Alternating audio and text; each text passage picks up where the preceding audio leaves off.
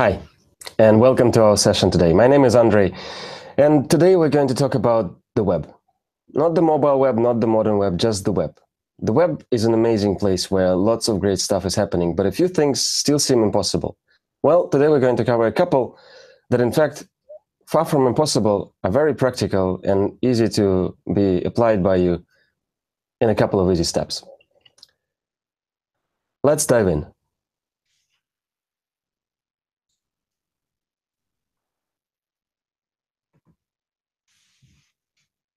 As I stated in the beginning, the web today is an amazing experience. You can create seamless applications with offline capability, the ability to be installed on a device and accessed with a single tap of your finger, and many other things which just a few years ago seemed impossible and in many cases were. We can create experiences that make our users forget the need to install clumsy applications, that make our users on lower-end devices be able to experience the full benefits of our services and products. However, that is not universal. Not everybody is creating experiences for their web users that fit this pattern. More than 5 billion devices are connected to the web. Billions of people access it every month, and hundreds of millions put content online every day. It's the most amazing, the largest project that humanity has ever participated together. This is probably where you get most of your traffic from. It is still by far the easiest place to have your content, products, and services discovered, to have users select you from the competition on the basis of your presence, on the basis of your ability to reach them with the offering that they're looking for. The problem is, we heard from many of you that your websites, your web projects, don't convert as well as your native applications sometimes do. They don't bring you as much revenue.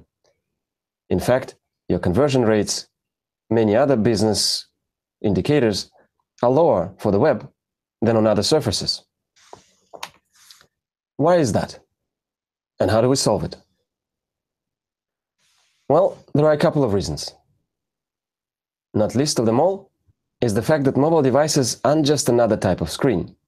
Definitely, it is an important consideration that the size of the screen and the way you interact with it affects your experience.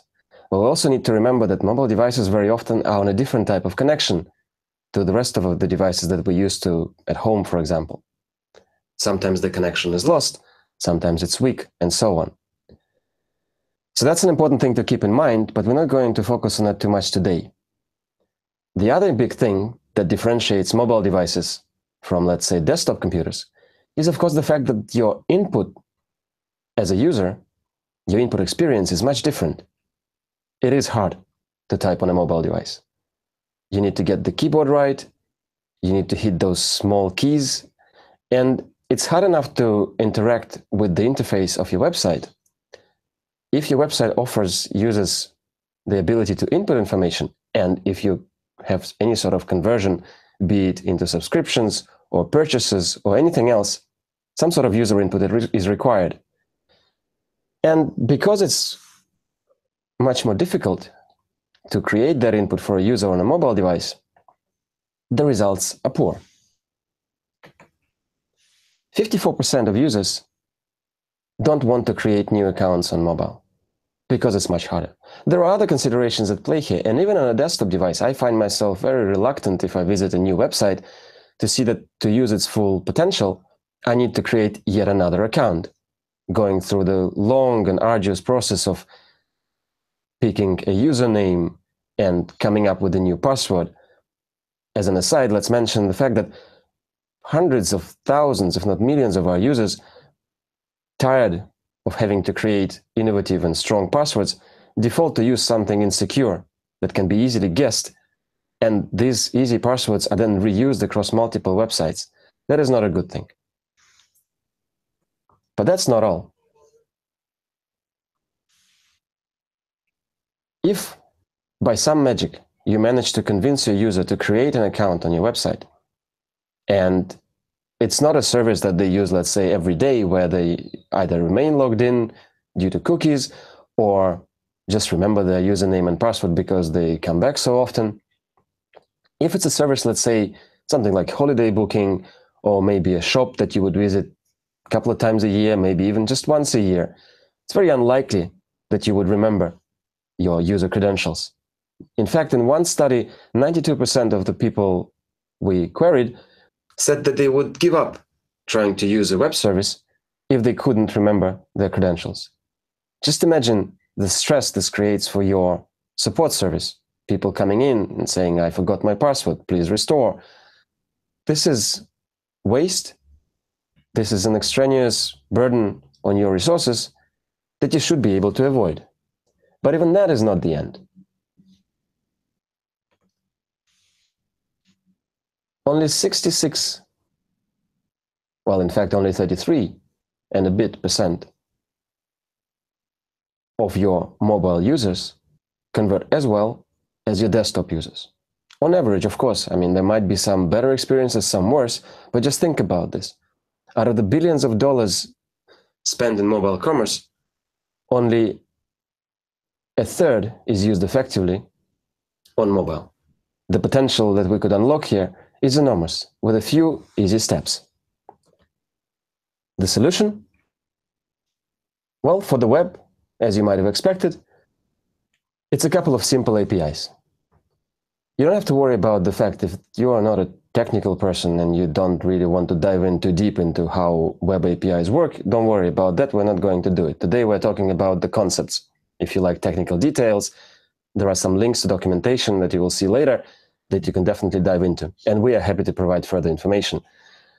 But let's go back to the beginning. These APIs are basically channels, windows into the content saved by the user within the browser that you could tap into to unlock the information that you need to create a unique and personalized experience for your users to facilitate the checkout process without having to make them go through arduous forms and windows upon windows upon windows where they have to input more and more information. Let's start with one tap sign up. It's an experience that we've introduced just recently. I mean, if you're watching us live, this literally happened a couple of weeks ago. And if you're watching a recording, this was introduced live in October 2017 at Chrome Developer Summit in San Francisco. It's an API that allows you to seamlessly enable your users to create accounts within your service for your website using their Google credentials. It works across platforms, independently of the platform, independently of the browser, as long as the platform and the browser somehow is able to know the user's Google credentials. In Chrome on Android, this is quite obvious. The majority of Android users have a Google account that they are signed in with, and a vast majority of them also use their browser in a signed-in state. So it's pretty trivial for us as Google to be able to know who this user is and to give you enough information to create an account that allows you to then create a personalized experience for this person. What you get from the API is the user's email address, so you know how to get in touch with them, their name, so you know how to address them, how to create a space for them on your website, and even a picture for the profile so that they feel right at home from the first connection to your website. Importantly, the example that you see on your screen right now illustrates how this can be triggered right on your homepage. It doesn't have to be the case. You can trigger this API, or rather the UI for the user, at any point, so you have full control. But that's not all. The same API also enables you to let those users who come to your website the next time to be signed in automatically. They pretty much don't have to do any action at all. Again, we're using the same information here. We know who the user is. The user has allowed us to save the connection between their profile and your website, so the next time they come back, we just trigger that and give you the necessary tokens so you can bring your users seamlessly back in to their home experience, to their personalized experience on your website. You have full control here as well.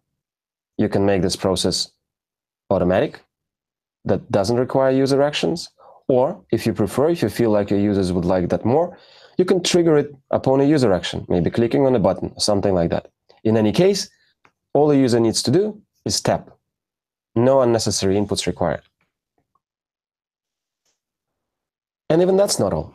Some users have more than one account installed on their device. They might be switching between, let's say, a corporate and a personal account, or there might be multiple users on the same device. There are many different situations. In that case, the same API, a portion of it, allows you to trigger a hint selector, where a user or several users can choose between the account they would like to use to access your website. And even that's not the end of it. A portion of the API also allows you to reconnect users who used some form of a social login to create an account on your website, or an email and password combination, although I still personally highly discourage creating that flow. Basically, whichever way your users created an account, as long as they allow their browser to remember it, and the majority of them do, you're able to tap into that information to bring them right back in. Let's take a look at an example of what this can bring to a company like Uyghur, a travel booking website out of Asia. They started by implementing the part of the API that allows users to come back in a seamless way. And recently this year, they've ramped this up into enabling users to create accounts with one tap. This has allowed them to, and this is real data, to have 10 times more signups than they previously did before they introduced any of these APIs. That's an amazing growth and an amazing ability to unlock the potential of providing users with a personalized experience, with better offers, better retargeting, better ability to tailor your website to your users' needs. They're not alone. Another large company from Asia, a huge retailer, has seen tremendous growth in user sign-ins, and not least importantly, since we're talking about mainly that today, a growth in conversions. Because obviously, it is much easier for users to convert if they already have all their profile information, their order history, their browsing history, everything that they have between them and you, right at the tip of their fingers, without having to do anything extra. And this is not even the last example. I hope this illustrates that across any vertical, any type of website, you can achieve better business performance. You can improve on your key indicators using this technology in the same way, because the fundamental principles remain the same. You're welcoming your users, you're making it easier for them to feel at home with you. As I promised, if you'd like to learn more, if you'd like to dive into the documentation, please visit the link that you see on the screen right now. And I highly encourage you to check out the video from the Chrome Developer Summit that I just mentioned, where the one-tap sign-up API is introduced.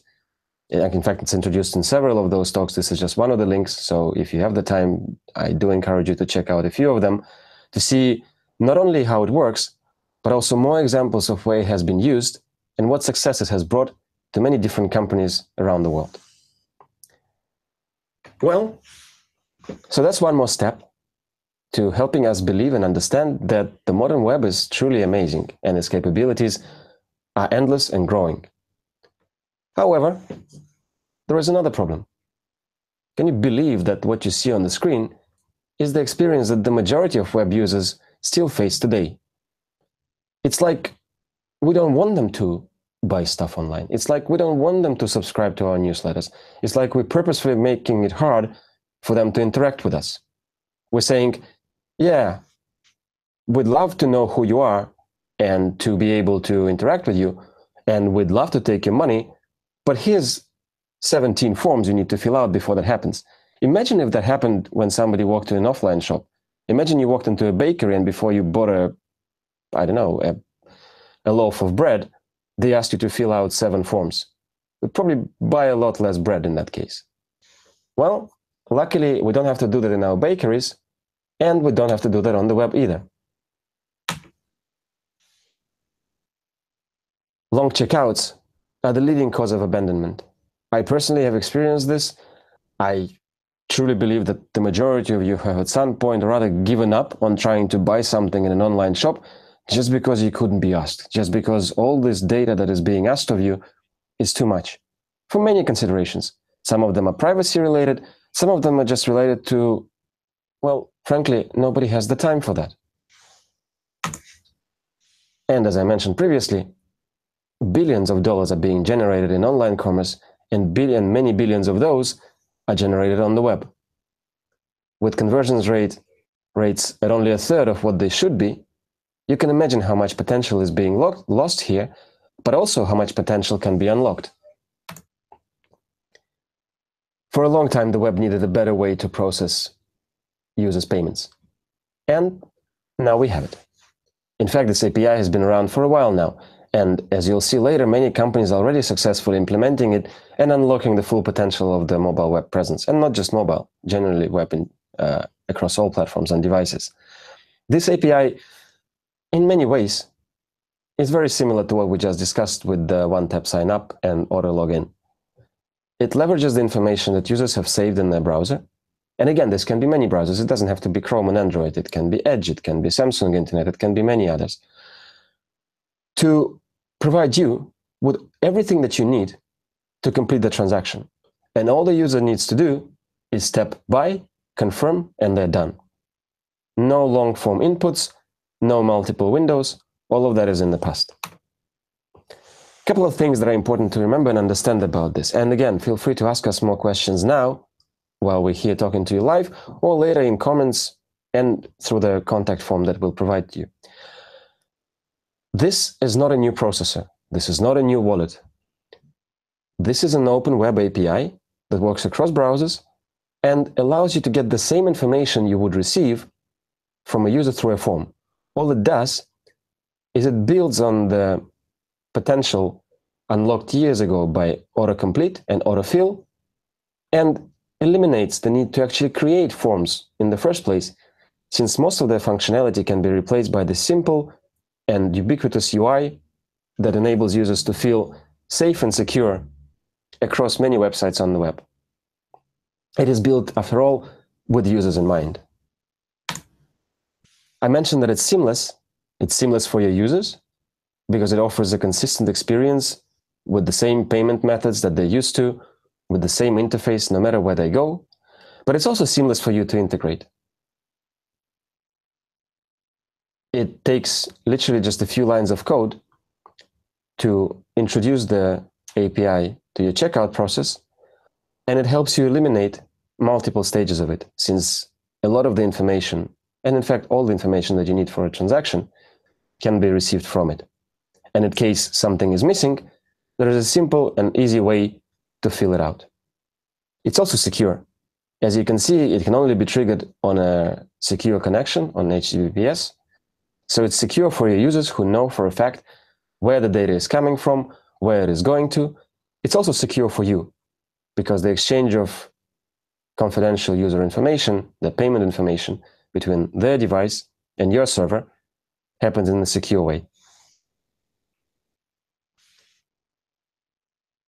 In the Google ecosystem, this is available to users everywhere, on desktop, on mobile, regardless of the platform. This makes it even easier for users to continue interacting, engaging, and finally buying from you, no matter where they are, on the go, at home, at their friend's place, at work. It really doesn't matter. It's as easy as reaching into your pocket for your wallet when you walk into a shop. Well, here, they have the ability to open their browser and start shopping straight away, regardless of where they are. Not least of all, it plays great with AMP. If you hadn't heard of AMP yet, go check out ampproject.org, but I'm pretty sure you probably have if you're watching this video. So if you already have AMP pages implemented on your website, or if you're thinking about doing that, here's another great reason to do so. Payment Request API is supported out of the box in AMP. So this enables you to create a full e-commerce experience right in AMP without the need to create any additional pages in other formats or do any additional actions. As I mentioned, it works across many browsers, and importantly, even Safari has recently announced that they're starting work on bringing this into production. We can't tell you just yet how long it's going to take the guys from Apple to bring this to life, but we're very, very hopeful that because they're so enthusiastic about enabling this capability for the users too, they won't be late too much. There are many examples, many more than you see on the screen, but this is some of the few first movers in this space who've used the technology and started unlocking the potential of easier and faster checkouts for the users. So go ahead and check out those experiences if you'd like to see live what they could look like. You don't have to buy anything if you don't want to, but you definitely can get all the way to seeing the UI pop up. Very importantly, we don't just enable individual merchants to implement the API. We also work closely with lots of e-commerce platforms and other CMS providers to make sure that they know how to integrate this into their package by default, so that all you need to do if you're using one of them is just enable it, or even just create your website and have this capability built right in. If, for example, you're using a platform where this isn't yet supported and you would like it to be, definitely get in touch with the developers and ask them about it, and encourage them to watch this video if they would like to get more information. We're not stopping there either. Payment cards, which is pretty much all you've seen so far in examples as a payment method, are not the only thing these days that people use to pay. In fact, the ecosystem of payments is very much growing and vibrant, and many new different ways of payment emerging every day almost. So we're trying to make sure that our users, your users, are able to use whatever payment method they prefer within the same simple, seamless, and unique UI across multiple touchpoints, across multiple websites, anywhere they are. These are some early partners that we've worked with to make sure that they play well with the API, and I'm very hopeful that in the near future there will be many, many more.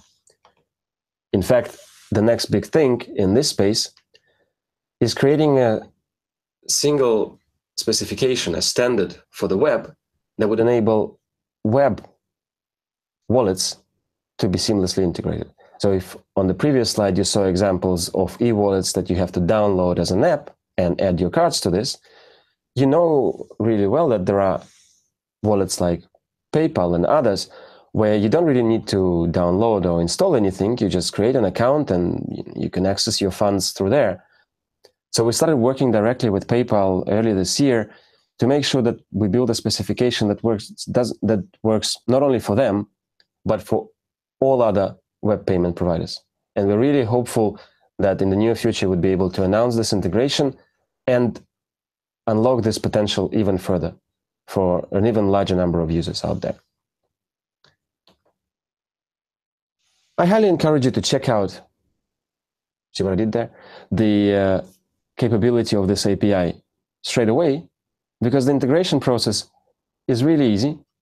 In many cases, if you're using a payment gateway, like I know many of you are, your gateway might already be supporting it. And if they're not, again, encourage them to watch this and get in touch with us to find out how.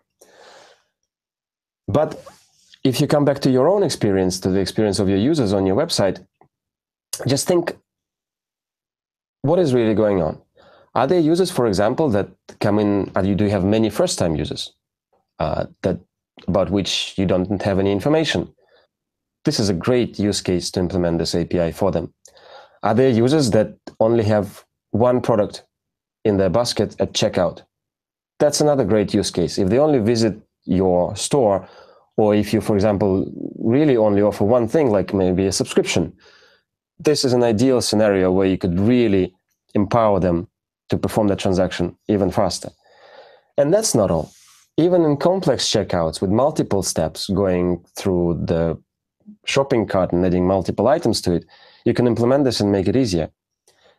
To name one example, at the same Chrome Developer Summit, which I mentioned earlier, we've showcased how Swim Outlet, a US-based store, have been able to reduce the complexity of their checkout process, which you see on the screen right now, from multiple screens, I think over 8 in this case, with multiple windows, in my opinion, slightly redundant, to just a few, and still having everything they need to be able to complete the transaction and get all the data that is necessary.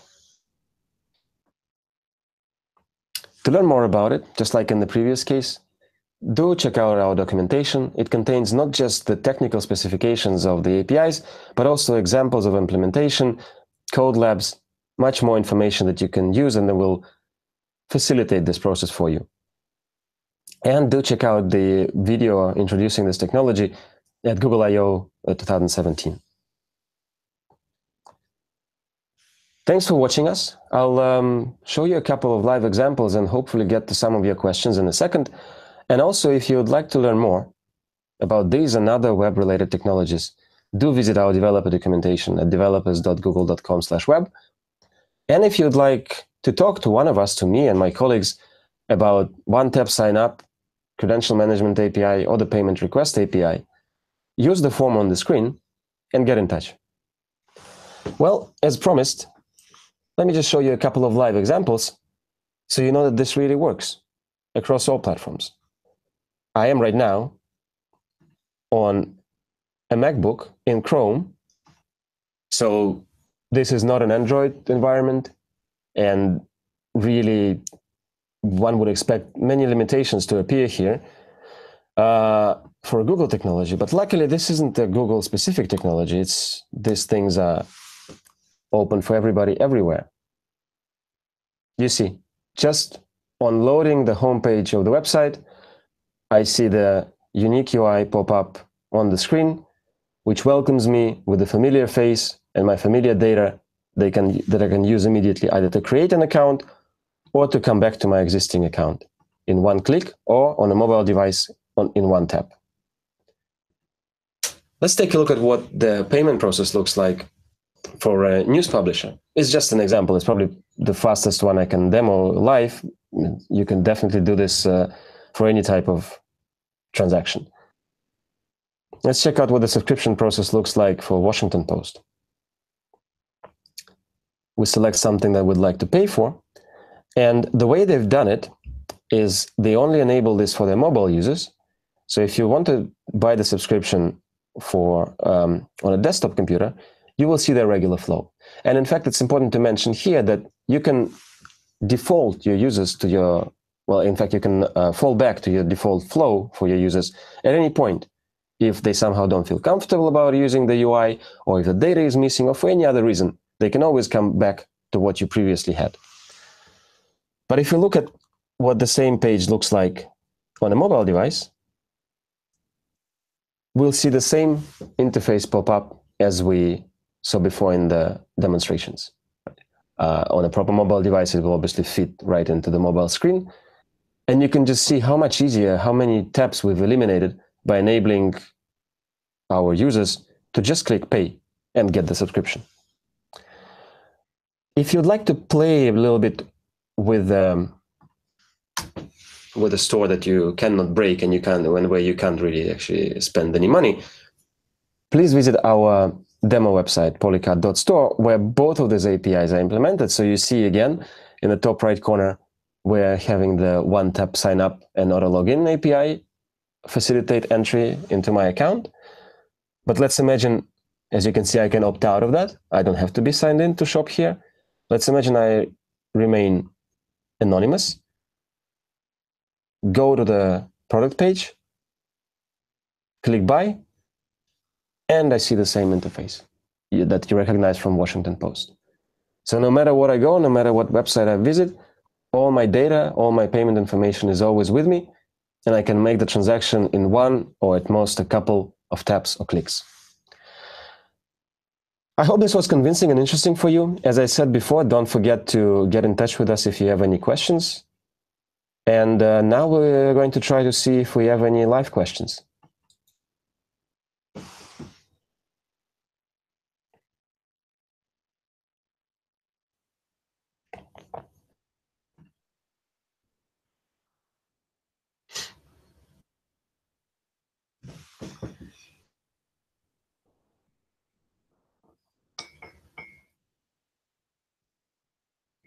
Well, we have a couple. Thanks for that. So the first one is, how long does it take to implement this API based on other customers' experience? It really depends on your process. I'd say the good news is that it can take as little as a few days. In fact, I've personally come across examples where someone was able to implement this within less than a week between us first talking about it and the live solution being launched in production. So it doesn't take that long. The majority of the time is probably spent not so much on the technical side of things as, in fact, reassessing how your personalization and checkout flow works right now. Because whilst implementing these APIs, what you can also do, and what I highly encourage you to do, is actually take a close look at what you're doing with that experience at the moment and what improvements you can introduce, apart from just the technical support that the API provides, to make it more seamless, to make it easier for your users to sign up, sign in, and convert. The next question is, after the API's integration, how much time does it take to see the first results? I would expect the initial results to be reasonably immediate, since both of these APIs have a direct impact on the experience of all of your users. I mean, all of them visit your website, right? That's a given. So among those who visit your website in a non-personalized state, you should definitely see an immediate uplift in signups and account creation. That's a given. Plus, the returning users who previously were struggling with coming back to their account should find it easier to sign back in. So you should see some results in that respect as well. And of course, among those who are actually trying to pay for something on your website, we're really hopeful that all of you are able to see an uplift in conversions and a reduction in the time from landing to payment, up to 80%, in fact, in some cases, like we've seen with some of the partners that we worked with previously. A great question. Does it offer recurring charges with the Google Pay token? So I'm not sure what you're referring to with as a Google Pay token. I didn't talk about it too much here, but we also introduced recently our proprietary payment solution, which is called Pay with Google. I know it could be confusing for some of you, but bear with me. It's not called Google Pay, it's called Pay with Google. And the recurring part of the payment is not something that it deals with. You and your processes on your side, if you have recurring charges, if you would like to reuse the payment information for future transactions, are still on your side. We do nothing more than just enable the user to avoid filling out a form. So if previously you collected their card information and maybe had them tick a box to, let's say in the subscription case, to have the subscription renewed every year, you can still do that. You can still have them tick that box, and once you've collected the payment data, when the subscription expires, you can renew it using the same data. You get through the API exactly the same information that you would if a user provided it in clear text through the form. So on that side, as I mentioned initially, it's not a processor, it's not a new payment system.